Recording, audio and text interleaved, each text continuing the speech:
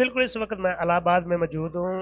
छोटी ईद की बड़ी खुशियाँ मनाने के लिए लोगों ने बाज़ारों का रुख कर लिया है और यहाँ पर किसी को मनपसंद कपड़ों की और किसी को मनपसंद ज्वेलरी की और किसी को मनपसंद जूतों की तलाश है। मेरे साथ इस वक़्त एक लड़की मौजूद है, मैं उनसे बात करूँगा इस बारे में उनका क्या कहना है। जी। ਛੋਟੀ ਈਦ ਦਾ ਵੱਡਾ ਤਿਉਹਾਰ ਹੈ। ਬੱਚਿਆਂ ਨੂੰ ਲੈ ਕੇ ਆਏ ਆ ਬਾਜ਼ਾਰ, ਕੱਪੜੇ ਖਰੀਦੇ ਨੇ, ਜੁੱਤੀਆਂ ਖਰੀਦੀਆਂ ਨੇ।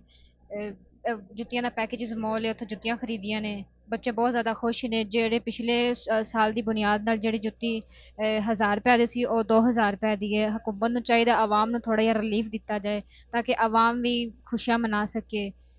ਸ਼ਾਪਿੰਗ ਤੋਂ ਬਗੈਰ ਈਦ ਈਦ ਅਧੂਰੀ ਨਹੀਂ ਮਨਾਈ ਜਾ ਸਕਦੀ। आपने इसकी बात सुनी, उनका ये कहना है कि ये छोटी ईद का बड़ा त्योहार है और जो पिछले साल की बनिस्बत जूता 1000 रुपये का मिल रहा था, इस दफ़ा 2000 है। हुकूमत से हमारी अपील है कि हमें रिलीफ दिया जाए ताकि ईद की बड़ी खुशियाँ मना सकें। कैमरा मैन खालिद गुजर के साथ लाहौर डिजिटल, इलाहाबाद, कसूर।